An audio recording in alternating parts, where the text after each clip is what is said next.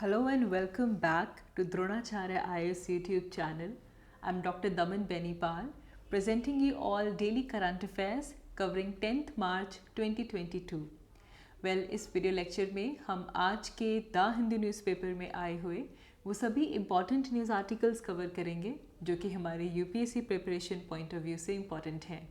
So let's begin with it. तो चलिए शुरुआत करते हैं आज के हमारे पहले न्यूज़ आर्टिकल के साथ. It is important from economy point of view. Well, it's about National Land Monetization Corporation, NLMC.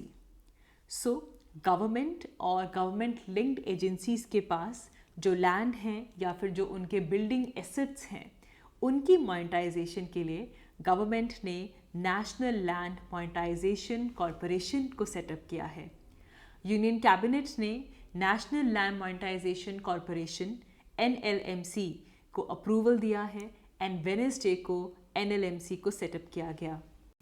So national land monetisation corporation, this is going to be fully owned by centre and इस corporation का जो administrative jurisdiction है that is with finance ministry.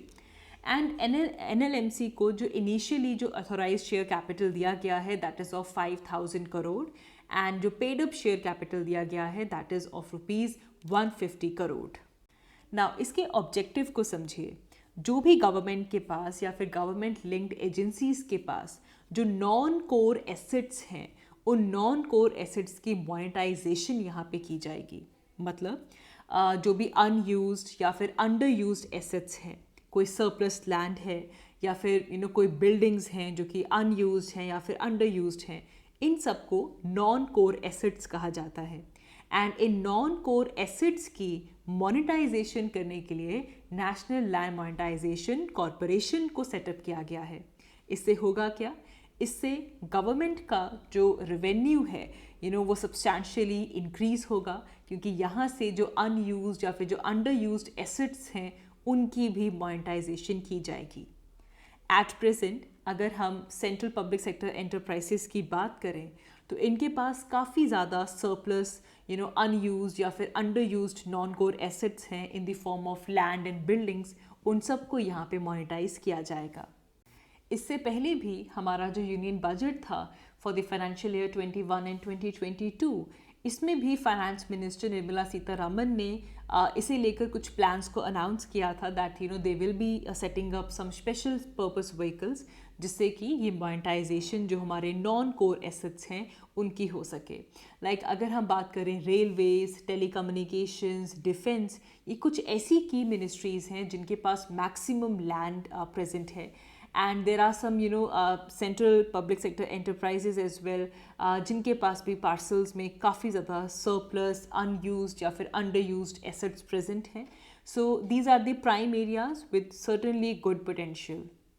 So apart from the strategic sale and privatization of state-owned companies, the monetization of such idle land, it is part of center's strategy to reduce its business presence to a very bare minimum and to generate resources for future asset creation.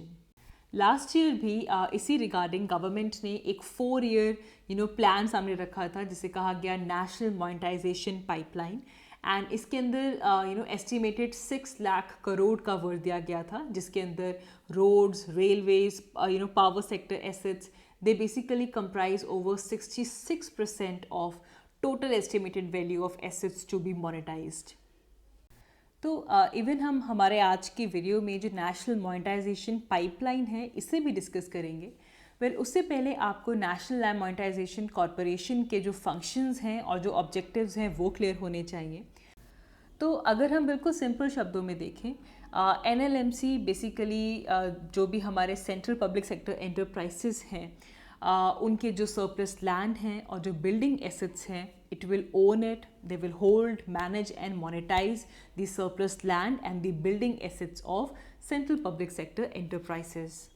It will also speed up the closure process of the public sector enterprises and will also smoothen the strategic disinvestment process of such government owned CPSEs. So now अगर हम national monetization pipeline को समझें इसे government ने अगस्त 2021 को launch किया था. Basically government needs revenue to fund its various initiatives. ये रेवेन्यू कहाँ से आएगा and what will be the other sources जहाँ से ये रेवेन्यू जनरेट किया जाए other than the tax revenues. तो yes, there are certain assets of Indian government which can be monetized. Like for example, कोई public sector enterprise है, let's say LIC, इसको monetize किया जा सकता है. इनके जो assets हैं उनको monetize किया जा सकता है जिससे government के पास revenue पहुँचे. Well, इसे लेकर national monetization pipeline I and इसने estimate किया that aggregate there will be monetization of potentially 6 lakh crore through the core assets of central government over the period of 4 years from financial year 2022 to 2025. So NITI Aayog ने इस pipeline को develop किया है. इसकी development में जो infrastructure की जो लाइन में मिनिस्ट्रीज़ हैं उनके साथ कंसल्ट किया गया and it is also based on the mandate for asset monetization under the union budget of 21 and 2022. And इसके अंदर बेसिकली जो ब्राउन फील्ड प्रोजेक्ट्स हैं उनकी वैल्यू को अनलॉक करने का मेन एम है ताकि जो प्राइवेट सेक्टर है वो इन ब्राउन फील्ड प्रोजेक्ट्स में आए और उसकी जो वैल्यू है वो अनलॉक हो सके. सो जो रेवेन्यू राइट्स हैं they will be transferred to them but not the ownership in the project. तो जो फंड्स जनरेट होंगे उसे इंफ्रास्ट्रक्चर क्रिएशन के लिए यूज़ किया जाएगा. जो रेवेन्यू राइट्स हैं उनको ट्रांसफ़र किया जाएगा लेकिन ओनरशिप को प्रोजेक्ट की जो है वो ट्रांसफ़र नहीं होगी.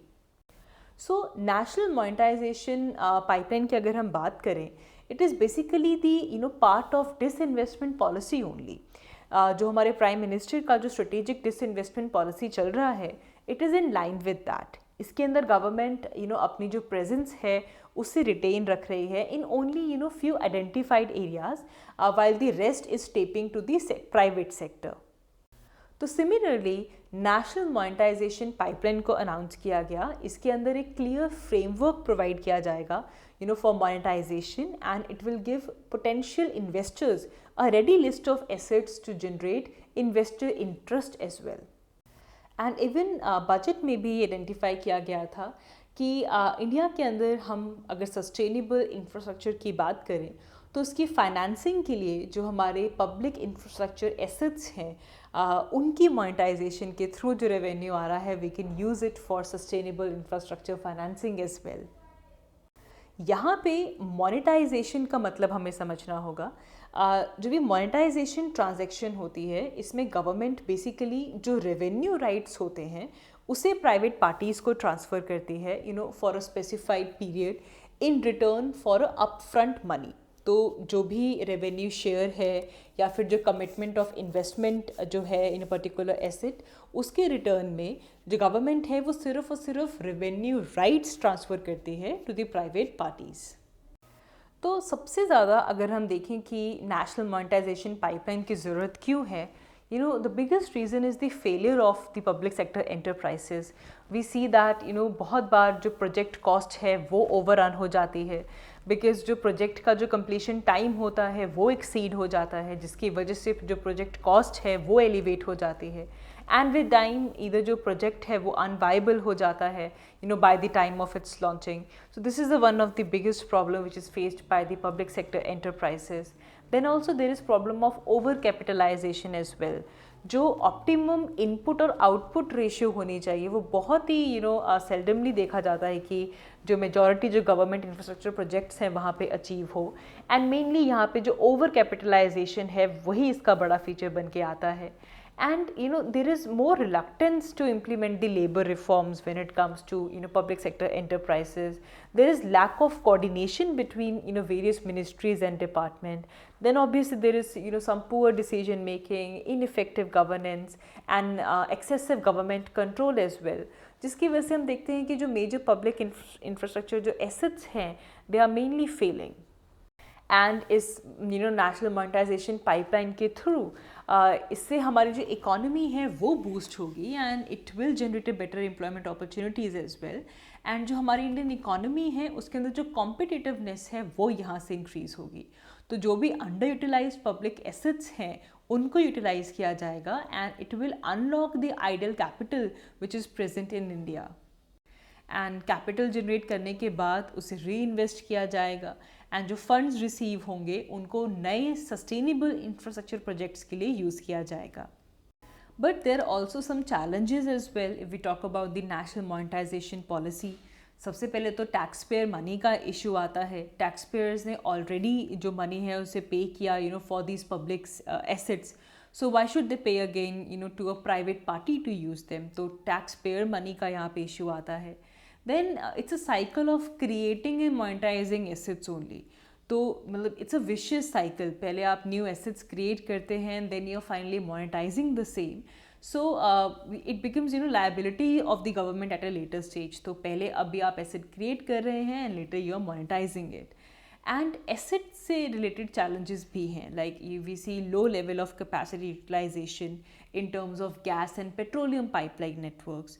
देन अगर हम पावर सेक्टर एसेट्स की बात करें तो जो रेगुलेटेड टैरिफ्स हैं वहाँ पे इश्यूज़ आते हैं. There is also low interest among investors, when it comes to national highways, below 4 lanes, and there is multiple stakeholders, which own stake in those entities. And साथ ही में यहाँ पे एक बड़ा क्रिटिसिज्म जो नेशनल मोनेटाइजेशन पाइपलाइन को मिलता है वो ये है कि it will create a monopoly. It will ultimately end up creating monopoly and will lead to increase in prices. And अगर हम हाईवेज और रेलवे लाइंस की बात करें तो जो वहाँ पे मोनोपोलीज होना it is inevitable.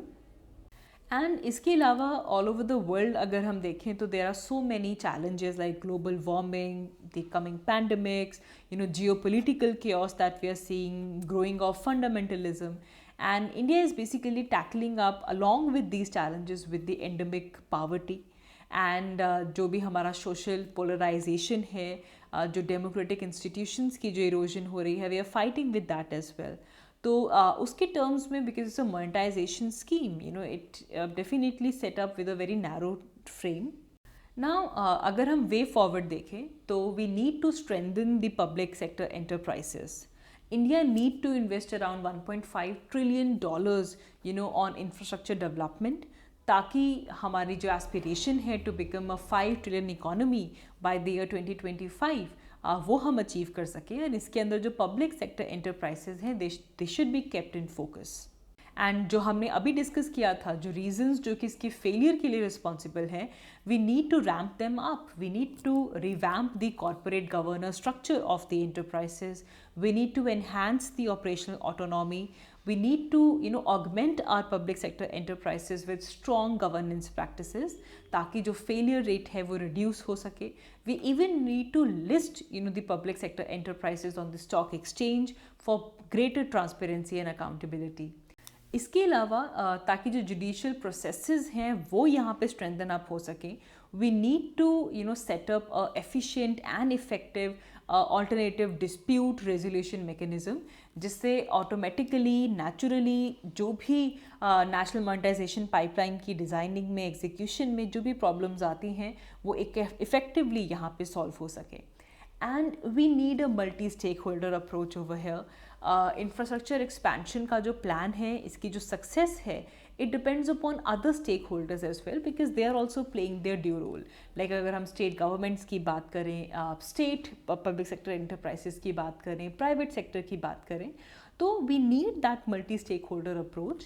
And even इसे लेकर हमारा जो 15th फाइनेंस कमीशन था, they recommended to set up a high powered inter government group जिसके अंदर जो फाइनेंशियल रिस्पॉन्सिबिलिटी है उसे एग्जामिन किया जा सके when it comes to the legislations of centre and states.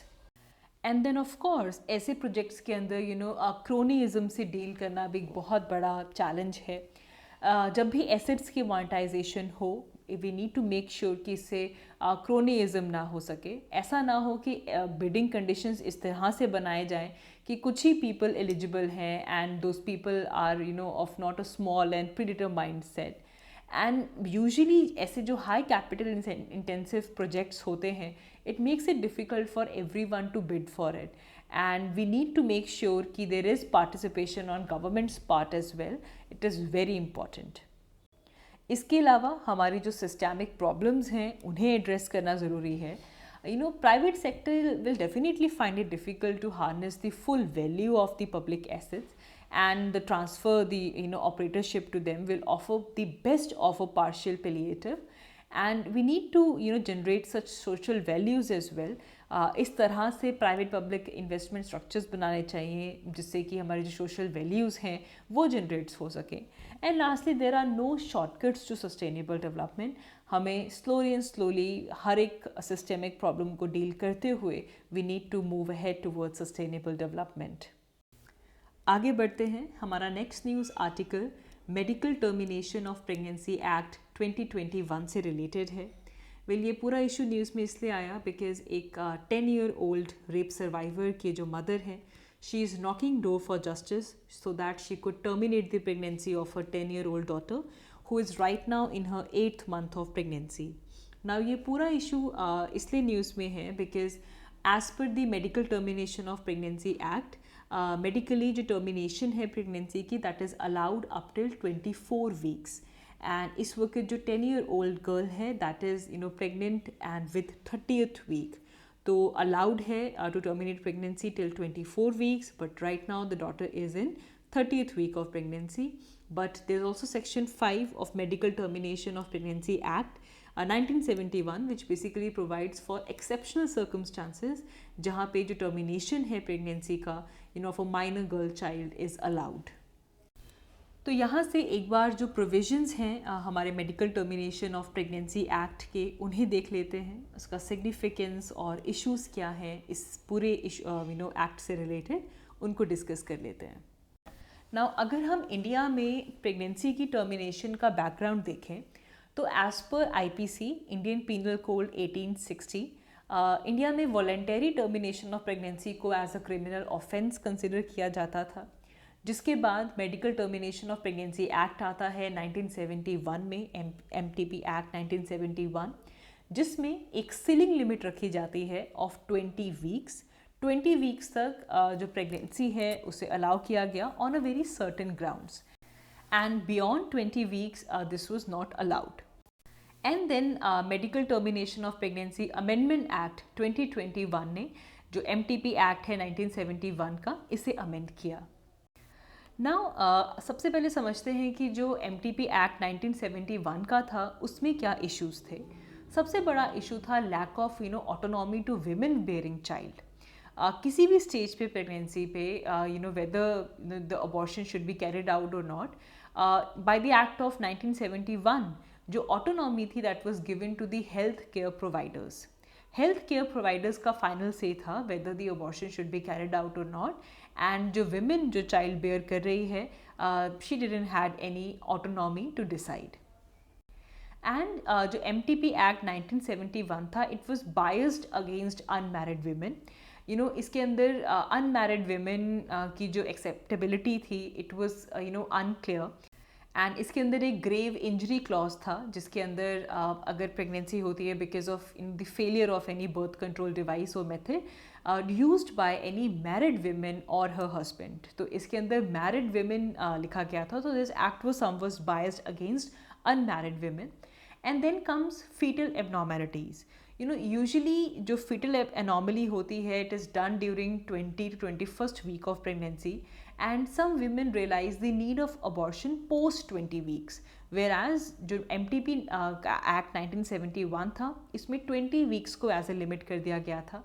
So therefore अगर कोई लीथल अनॉमली भी है फीटस में तो उसे लेकर भी it was not allowed after 20 weeks.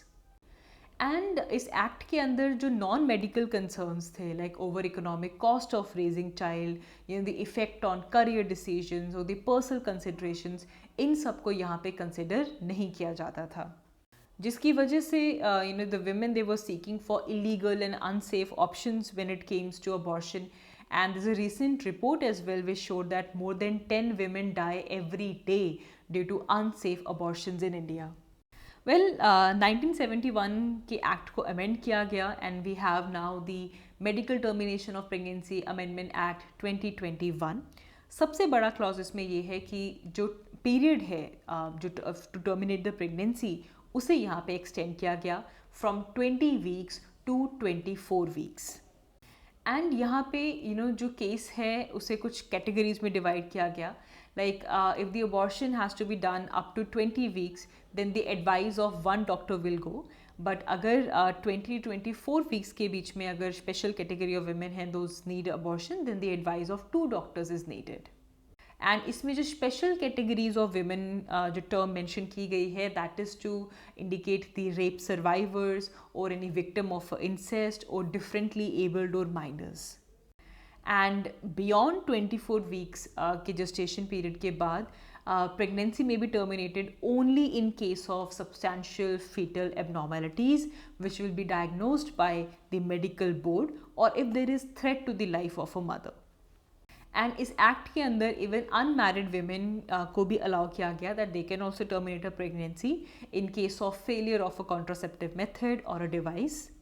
And इनके लिए भी जो लिमिट रखी गई that is of up to 20 weeks.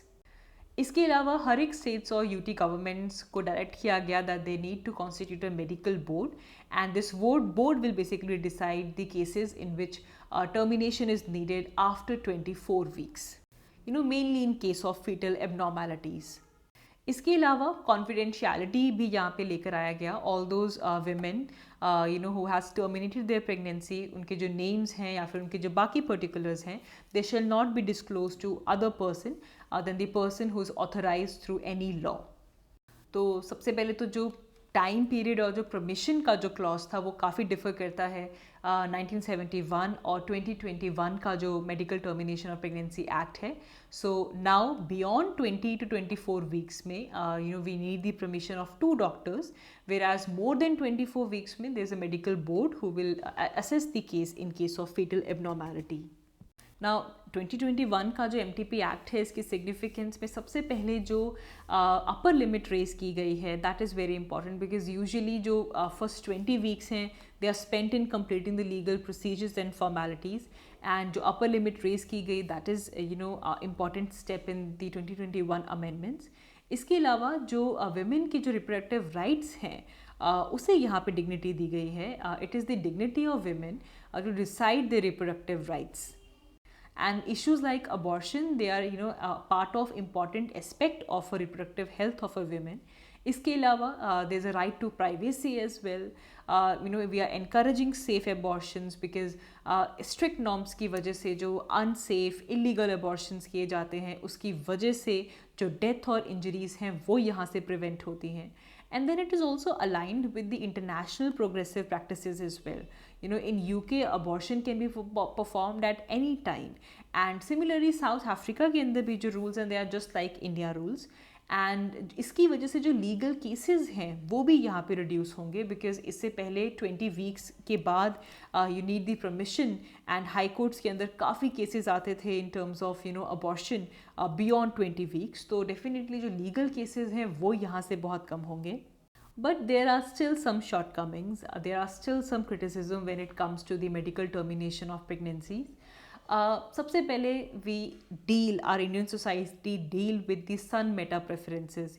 The preference for a male child, it keeps the sex determination at an aggressive pace in India. इसके अलावा there is always an ethical debate. There are differing options when it comes to abortion. There is one option that, to terminate the pregnancy, it is the choice of a pregnant woman and it is part of her reproductive rights. But there is another debate which says that, state should protect the life and should even protect the life of a particular fetus. And, जो gestational limit increase की गई है, ये भी है कि इसे कुछ specific category women के लिए ही increase की गई है. The women who does not fall in these category, अभी हमने पीछे देखा था कि specific category women, like a rape survivor or a minor, a person with disability, अगर कोई women is not falling in the bracket of specific category, for them the limit is still 20 weeks only. इसके अलावा जो board decision आता है उसको लेकर कोई टाइम फ्रेम सेट नहीं किया गया, एंड देर इज़ यूजुअली इसकी वजह से जो केसेस हैं वो और ज़्यादा डिले हो जाते हैं, as we see that there is shortage of specialised doctors as well. And section 3 के अंदर जो बोर्ड्स प्रोवाइड किए गए हैं, it is impossible for one board to handle all the cases, जिसकी वजह से जो मल्टीपल बोर्ड्स का होना ज़रूरी है, ह्यूमन रिसोर्स और फाइनेंसेस मिलना एक बहुत बड़ा चैलेंज है ताकि जो डिसीजन मेकिंग है वो पेस अप हो सके. एंड इसके अलावा if transgender persons they are covered in this act or not, this is very unclear. You know, there are cases where a person who is identified as transgender, matlab not as a woman, they become pregnant even after receiving hormone therapy, you know, to transit from female to male, and may require termination services as well. लेकिन जो medical termination act है, it is silent over the case of transgenders. And you know, we also say that there is no personal choices. You know, the board are unnecessary and they are basically invading in the privacy of a pregnant woman, you know, who is pushing this laborious process on a woman to undergo in an order to get an abortion. And then of course there is lack of awareness of rights. There are still many people who does not know what are their reproductive rights. Now इस पूरे issue का अगर हम way forward देखें, so definitely we need to give autonomy to women in terms of their reproductive choices. As of, you know, abortion, women should be given the choice, women should be given autonomy. Even इसे लेकर supreme court ने भी इसे recognise किया है that it is women's right to make reproductive choices and to decide in terms of, you know, abortion or so in Mrs. X versus Union of India 2017. And इसे even fundamental right to privacy के रेल में fall करवाया गया है, which was basically KS Puttaswamy versus union of India 2017. And जो कि सन Meta preferences की हम बात करते हैं, उससे डील करने के लिए we need a strict vigilance over sex determination, ताकि जो सेक्स सेलेक्टिव अबॉर्शंस हैं वो अवॉइड हो सके. तो state need to keep a watch कि जो सेक्स रेशियो है वो मेंटेन रहें, एंड जो सेक्स डिटर्मिनेशन के जो प्रोसेसेस हैं वो ना हो सके. And we need progressive legislations. We want कि जो ट्रांसजेंडर्स हैं उनको भी यहाँ पे इंक्लूड करना चाहिए. एंड जो मेडिकल बोर्ड हैं जिनको एक डिसीजन लेना है, we need to specify a particular time frame. And we also need to encourage the role of men in family planning to make sure that women are not facing the burden alone. So ultimately, definitely we need a legal and safe abortion, you know, criterias in India. It's very integral dimension of sexual and reproductive equality, and we need, it's a very crucial element for our society. And ये जो proposal है कि जो gestational age है उसे increase करना चाहिए, इससे बेसिकली जो women हैं, those who want to terminate their pregnancy, it will ensure their dignity, their autonomy as well as their confidentiality, and will also promote justice for such women. आगे बढ़ते हैं. हमारा नेक्स्ट न्यूज़ आर्टिकल इम्पॉर्टेंट है from, you know, traditional medicine point of view. So it's about WHO Global Center for Traditional Medicine. So Union Cabinet has approved the establishment of WHO Global Center for Traditional Medicine at Jamnagar in Gujarat. Well, इसे लेकर government of India और WHO के बीच में एक agreement sign हुआ था, जिसके through जो ग्लोबल सेंटर है for traditional medicine, it has been set up in India. And this traditional medicine global center, it is established under Ministry of Ayush. Ayush is for Ayurveda, Yoga, Naturopathy, Unani, Siddha, Sova Rigpa and Homeopathy. ये full form आपको पता होना चाहिए of Ayush. And this is the first global center for traditional medicine. तो इससे basically जो Ayush system की जो पोजीशन है ऑल ओवर द वर्ल्ड, वो इससे, यू नो, इम्प्रूव होगी. And it is basically going to provide a leadership on global health matter, you know, pertaining to traditional medicine. And इससे जो quality है, safety, efficiency, accessibility, as well as जो rational use है traditional medicine का, वो promote होगा. And this will build a specific capacity building in the sphere of traditional medicine. So it's a big step when it comes to the traditional medicine of India, Ayush. So that is all for this video. हमने इस video में आज के paper के जो important topics थे उन्हें हमारी प्रिपरेशन के साथ लिंक करते हुए डिस्कस किया. आई होप आपको ये वीडियो अच्छी लगी, and thanks for watching. I will see you in my next one. Thank you.